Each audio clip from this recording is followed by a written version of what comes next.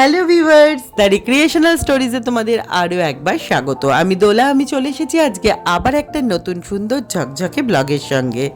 আজ মহাষষ্ঠী, শারদীয়া উৎসবে তোমাদের সকলকে জানাই আন্তরিক শুভেচ্ছা। সকলের পুজো খুব ভালো কাটুক, এটাই আমি মায়ের কাছে প্রার্থনা করি। আমরা সারা বছর আপামোর বাঙালি অপেক্ষা করি এই 4টে দিনের জন্য। আমাদের অনেক আবেগ জড়িয়ে থাকে এই পুজোকে কেন্দ্র করে, তাই পুজোকে মন ভরে উপভোগ করে নিতে হবে। যেহেতু পুজো এবার অনেক আগে, তাই গরমটাও কিন্তু বেশ সাংঘাতিক ঘাম হচ্ছে, শরীর খারাপ, জ্বর, সর্দি এগুলো তো ঘরে ঘরে রয়েইছে। কিন্তু তাহলেও এই সব কিছুকে উপেক্ষা করে এই 4টে দিন খুব ভালো করে এনজয় করে নিতে হবে। এই 4টে দিন যা আমরা পাবো সেটা দিয়ে চালাবো আবার আগামী বছর, আগামী বছরটাকে চালানোর জন্য রসদ জোগাড় করব। মা চলে এসেছেন আমাদের ঘরে, সেই সঙ্গে রাইমার পাপাইও চলে এসেছে নিজের বাড়িতে। ওরা তো রায়গঞ্জে থাকে, তোমরা জানোই, নাইট জার্নি করে এসেছে, তাই প্রচণ্ড টায়ার্ড ছিল। ওরা একটু রেস্ট নিচ্ছিল চা খেয়ে। এই সুযোগে আমি বানিয়ে ফেললাম আজকের ব্রেকফাস্টে আজকে বানিয়েছি, তোমরা দেখতেই পেলে, বেগুন ভাজা, আলু ছেচকি, লুচি, পায়েস আর মিষ্টি। আমার এই পুজোর কটা দিন বাড়িতে যা যা রান্না করব তার সব কিছুর মধ্যে একটা বাঙালিয়ানা থাকলে আমার বেশ ভালো লাগে। আমরা এখন সবাই মিলে ব্রেকফাস্ট টেবিলে গল্প করছি। রাইমার সাথে বেশ অনেক দিন পরেই দেখা হলো, তাই গল্প যেন আর শেষই হচ্ছিল না। তারপরে আমরা চলে এলাম ছাদে ফুল তুলতে, কারণ পুজো দিতে হবে। তাড়াতাড়ি স্নান সেরে পুজোটা দিয়ে যেতে হবে আবার কালীবাড়ি। রিয়া এদিকে ফুলটা তুলে নিচ্ছে, আর আমি তুলসী পাতা তুলবো বলে তুলসী পাতার দিকে এগিয়ে যাচ্ছি।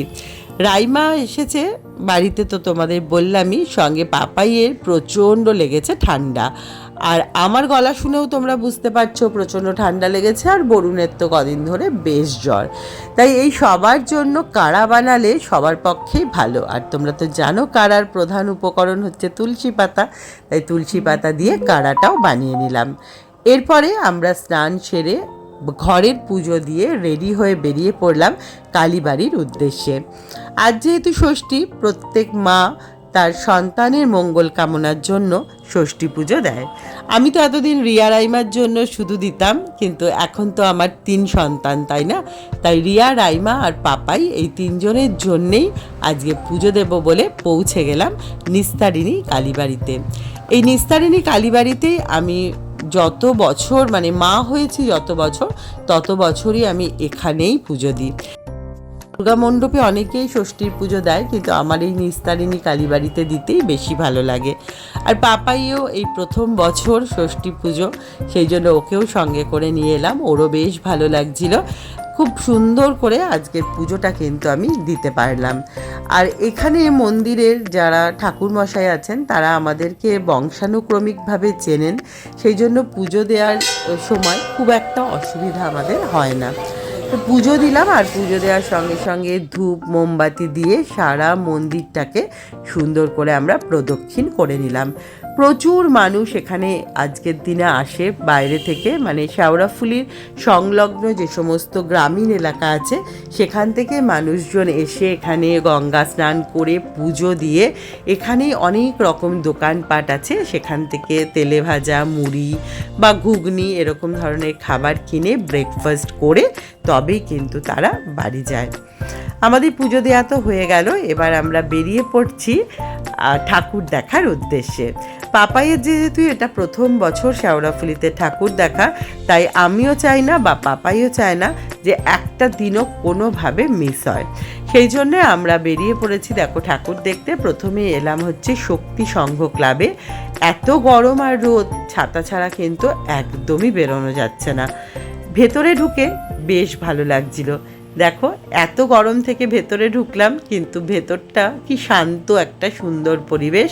চারিদিকটা গাছের আদলে করা হয়েছে, একটা জঙ্গল লুক যাকে বলে সেটাই এখানে দেওয়ার চেষ্টা করা হয়েছে। আর সুন্দর করে সাজিয়েছে, বনদেবী রেখেছে, তার সঙ্গে ফুল পাখি যা যা বনে থাকে আর কি, সেই সমস্ত কিছু দিয়েই প্যান্ডেলটা সাজিয়েছে।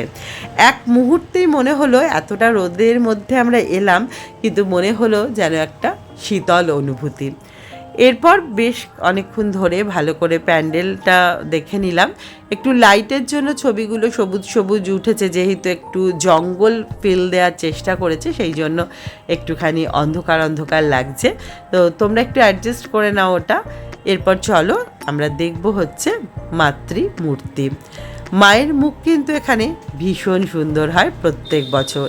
এই যে নাট মন্দিরে অধিষ্ঠান করছেন দেবী দুর্গা, দেখতে এত সুন্দর লাগছিল মাকে, কি বলবো। ঠাকুর প্রণাম সেরে তাকিয়ে দেখি কাশিদা ওখানে পুজো করছেন। কাশিদা আমাদের বহু পরিচিত এবং পূর্ব পরিচিত ঠাকুরমশাই, আমাদের দাদার মতোই বলতে পারেন।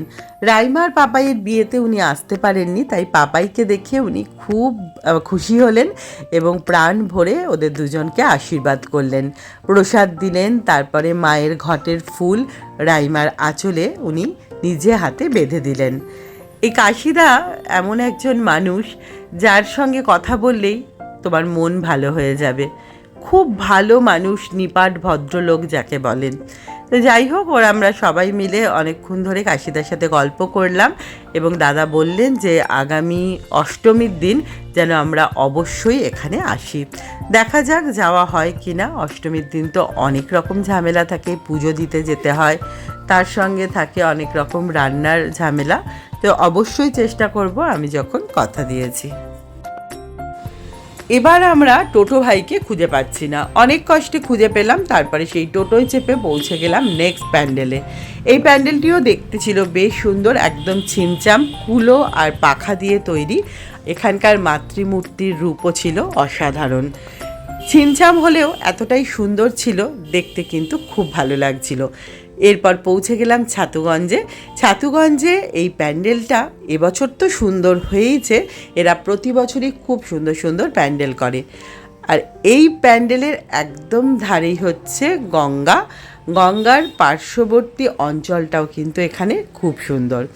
আমি আর ভেতরে প্রবেশ করলাম না, একটু গঙ্গার পাশে দাঁড়িয়ে দাঁড়িয়ে গঙ্গারকে উপভোগ করছিলাম আর ভালো লাগছিল শরতের আকাশকে, খুব সুন্দর লাগছিল। কিন্তু এখন এডিট করার সময় আমি দেখছি যে না, মাতৃমূর্তিও হয়েছিল খুব সুন্দর।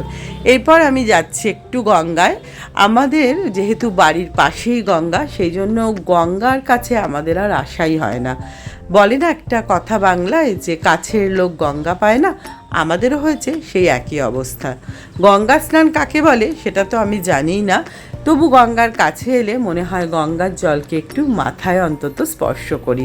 তাই একটু পাপাইকে আর রাইমাকেও মাথায় দিয়ে দিলাম, আমিও নিয়ে নিলাম। এরপর পৌঁছে গেলাম বাড়িতে। বাড়িতে এসেই বরুণ রাইমা এবং পাপাইকে নিয়ে চলে গেল দোকানে। সেখানে গিয়ে chips, chocolate, ice cream, cold drinks থেকে শুরু করে কত কী যে কিনে আনলো তার ঠিক নেই। ছোট্টবেলা থেকে ওরা পঞ্চমীর দিন বা ষষ্ঠীর দিন ওর বাবার সাথে এই শপিংটা করবেই করবে, এবারও তার অন্যথা হলো না। তারপরেই বাড়ি চলে এলাম, আর চলে এলো দেখো কুহু। এই কুহু তো মানে ফুফাজি বলতে অজ্ঞান, ও তো হিন্দি ভাষী তাই ফুফাজি বলে, আসলে পাপাই হয় ওর পিসেমশাই। তো ব্যাস শুরু হয়ে গেল পিসেমশাইয়ের সাথে খেলা। ওরা খেলছে খেলুক, আমার রান্না এদিকে একটু বাকি আছে। এই ফ্রাইটা আমি ম্যারিনেট করে রেখেই গিয়েছিলাম, এখন শুধুমাত্র এটাকে ভাজবো। এরপরে কোট করে নিলাম মাছগুলোকে, করেই আমি গরম তেলের মধ্যে ছেড়ে দিলাম। বেশ অনেকটাই বেলা হয়ে গেছে, এবার আমাকে তাড়াতাড়ি করে খেতে দিতে হবে। এতগুলো লোককে খেতে দেবো, তার সঙ্গে কুহুকেও আবার খাইয়ে দিতে হবে। তাই তাড়াতাড়ি করে আমি এদিকে মাছ ভাজছি, আবার ওদিকে টেবিলটাও সাজিয়ে নেবার চেষ্টা করছি। তো চলো, আমার মাছটাও ভাজা হয়ে গেছে, টেবিলটাও আমি সাজিয়ে ফেলেছি। আজকে মেনুতে ছিল হচ্ছে বাসমতি রাইস, স্যালাড, লেবু, সঙ্গে ছিল 3 রকমের ভাজা, আলু, পটল আর হচ্ছে কুমড়ো, আর মাছের ফ্রাই, সেটা তো তোমরা দেখলেই। তার সাথে ছিল পাতলা করে মুসুরির ডাল, মুরগির মাংস, চাটনি। এই ছিল আজকের মেনু। এবার ওরা লাঞ্চটা করে নিক, ওরা খেয়ে নিতে নিতে আমি আবার একই সঙ্গে কুহুকেও খাইয়ে দেবো। কুহু তো খেতে চায় না, ভীষণ দুষ্টুমি করে, ওর পেছনে পুরো দৌড়াদৌড়ি করে ওকে খাওয়াতে হয়। তো ওকে একটুখানি খাইয়ে নিলাম, খাইয়ে নিতে নিতেই আবার ওদের সাথে একটু গল্পও করছিলাম। এরপরে আর ক্যামেরা অন করা হয়নি, প্রচণ্ড ঘুম পাচ্ছিল, একটু ঘুমিয়ে নিয়েছিলাম। এখন আমরা সবাই মিলে চলে এসেছি চিরসখা 3-তে, কারণ আজকে আছে হচ্ছে ইন্ডিয়া আর পাকিস্তানের ম্যাচ। তো এখানে সবাই মিলে আমরা আজকে ম্যাচটা দেখব, সেই কারণে চলে এসেছি। প্রথমেই আমরা কোল্ড ড্রিঙ্কস খেয়ে নিলাম, আর ম্যাচ দেখতে এসে কোল্ড ড্রিঙ্কস চিপস এগুলো ছাড়া তো একদমই ব্যাপারটাই জমবে না, তাই না? তো সেই জন্য সেইবার সবাই মিলে আমরা ম্যাচটা এনজয় করব। এখন হচ্ছে ইন্ডিয়া আর পাকিস্তানের ম্যাচ। এটাকে আমরা এখন স্টেডিয়াম বানিয়েছি, এই যে সঙ্গে কোক আর কি চলছে, চিপস, কোল্ড ড্রিঙ্ক, চকলেট।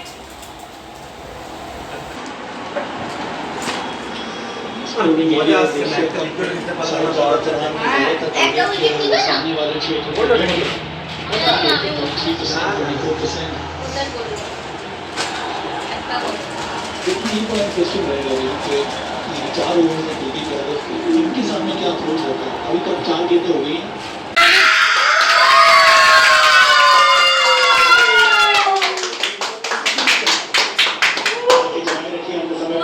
দারুণ খেলা হচ্ছে ইন্ডিয়া পাকিস্তানের আজকে। ইন্ডিয়া দারুণ খেলছে।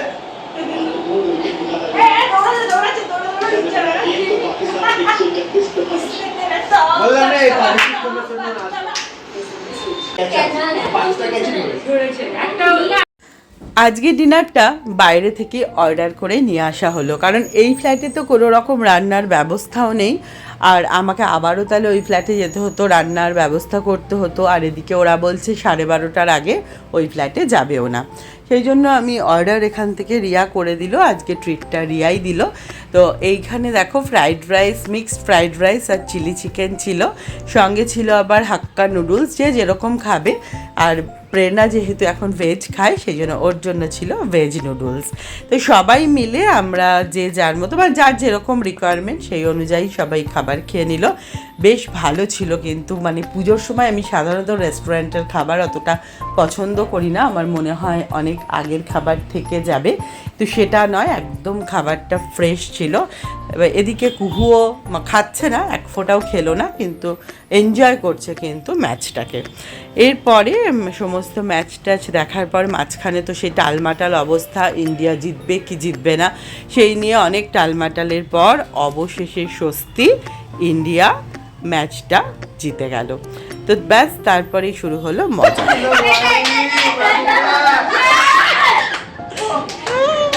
স্কোরটা এক্সাক্ট 154 প্লাস।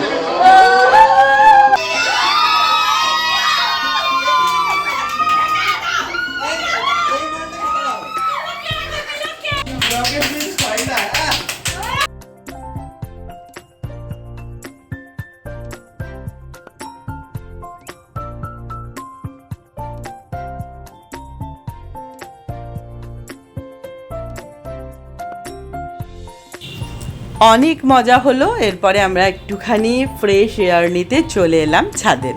ছাদ থেকে চারিপাশটা দেখতে লাগছিল ভীষণ সুন্দর, যেহেতু দুপাশে দুটো পুজো হয় তাই চারিপাশটা আলোয় আলো, খুব ভালো লাগছিল দেখতে। আমরা এভাবেই আজকে ষষ্ঠীটাকে কাটালাম। তোমরা কে কীরকমভাবে আজকের দিনটা কাটালে অবশ্যই কিন্তু আমাকে কমেন্ট করে জানিও।